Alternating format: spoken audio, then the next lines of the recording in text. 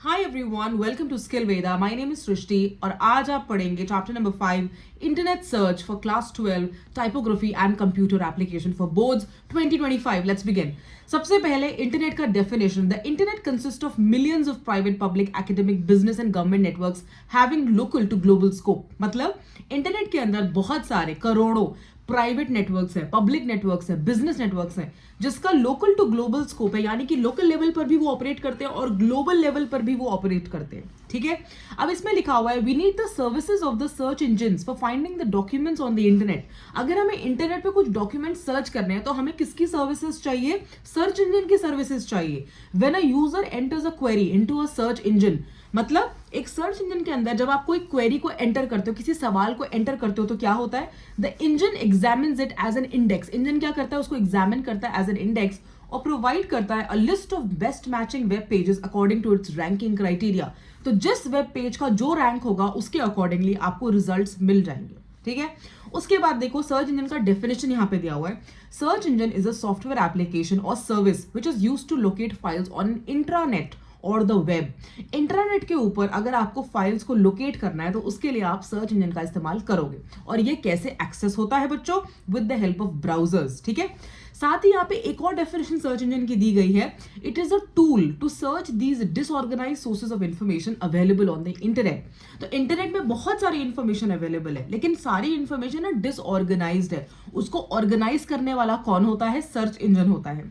Using a search engine is pretty simple. Pretty simple means बहुत ही आसान है। Just type in the data to be search, the space provided at the search engine current page and click search. जो एक बार बनाता है उसमें अपनी क्वेरी को डाल दो और एंटर क्लिक कर दो और आपके सामने सारे रिजल्ट्स अपीयर हो जाएंगे। नाउ नेक्स्ट आपको बच्चों याद रखना है टाइप्स ऑफ सर्च इंजन जो आता है। इसमें 3 कैटेगरीज होती है। First is primary search engine, जिसमें गूगल और ऑल्टा विस्टा का एग्जाम्पल दिया हुआ है। Second is your web directory, जिसमें आपका एग्जाम्पल याहू का दिया हुआ है। And third is your meta search engine, जिसमें आपको Dogpile, Infind, meta crawler, meta find और मेटा सर्च वाले एग्जाम्पल्स लिख के आने पेपर में। Now next is search engine on the internet. इसके एग्जांपल्स बताइए। Google, Bing, Yahoo, Baidu, AOL, ask.com, Excite, Lycos, India Times, Rediff. ये सब किसके एग्जांपल्स हैं? सर्च इंजन्स के। और इसके साथ में ना यूआरएल भी दिया हुआ है, uniform resource locator for each and every search engine. तो सब कुछ है, आपको बस पढ़ना है। Next is finding information through search engine. आपको सर्च इंजन पे कोई भी इन्फॉर्मेशन फाइंड करनी है तो करोगे क्या? The first step is connect to the internet. सबसे पहले तो नेट ऑन कर लो। सेकंड, ओपन ब्राउजर, ब्राउजर को ओपन करो। Third, type the address URL of the search engine in the browser, browser के अंदर यूआरएल डालो।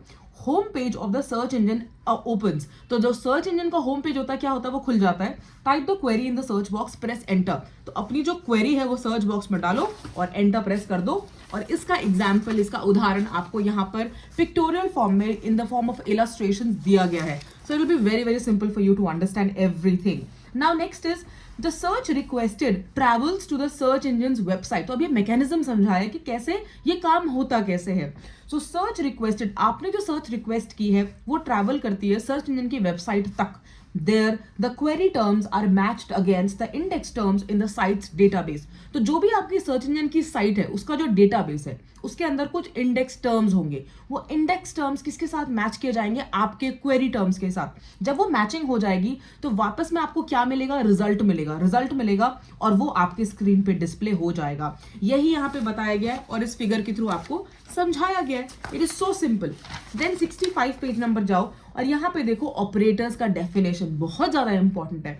ऑपरेटर्स आर द रूल्स और specific instructions used for making a query in a keyword search. जब आप keyword search कर रहे हो तो उसमें जब आपको क्वेरी मेक कर रहा है तो उसके अंदर जो रूल्स और स्पेसिफिक इंस्ट्रक्शंस लगते हैं उसको हम ऑपरेटर्स कहते हैं। अब ऑपरेटर्स यहाँ पे बूलियन ऑपरेटर्स भी बताए गए हैं, मैथमेटिकल ऑपरेटर्स भी बताए गए हैं। बूलियन ऑपरेटर्स में यहाँ पे 3 एग्जाम्पल दिए गए हैं, एंड, और नॉट। इन तीनों के सिंबल आपको आने चाहिए और तीनों की डेफिनेशन आप याद करके जाओगे। एंड की, और नॉट की प्रॉपर एक एक 2-2 लाइन के डेफिनेशन यहाँ पे दिए हुए, आसानी से आपको याद हो जाएगा। नेक्स्ट एक छोटा सा पैराग्राफ दिया हुआ है फ्रेज और सिंटैक्स का, इसको पढ़ना नहीं भूलना। Next is different search engine. Search engine के यहाँ पे एग्जाम्पल दे, जैसे गूगल, इसका फुल फॉर्म याद कर लेना। याहू, इसका भी फुल फॉर्म याद कर लेना। रेडिफ का हिस्ट्री याद करना है। लाइकोस के बारे में भी बैकग्राउंड इन्फॉर्मेशन याद करना है। एंड इंडिया टाइम्स के बारे में भी आपको याद करना पड़ेगा। तो ये 5 सर्च इंजन, प्लीज इसको याद करो बैठ के भी आराम से। Next is e commerce. E commerce क्या होता है? यहाँ पे लिखा हुआ है the definition, the marketing, promoting, buying and selling of goods electronically, particularly via the internet is called e-commerce.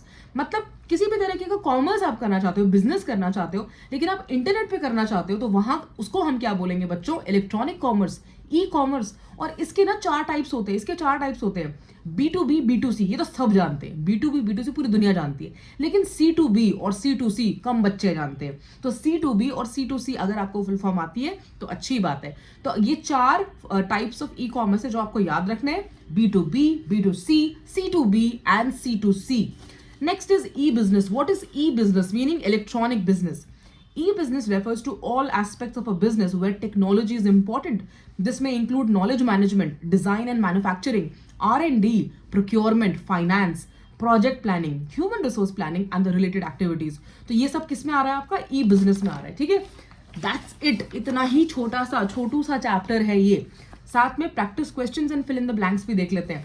Practice questions में पहला सवाल, what is search engine? Give 3 examples. Search engine के 2 डेफिनेशंस बताई हुई है, टूल वाली भी और जो इनिशियल वाली भी है. और 3 एग्जांपल तो आराम से दे सकते हो. Web directory, Meta search engine and primary search engine. Second is why search engine is needed. If you want to locate the files on the internet, you need the services of search engine. That's the answer.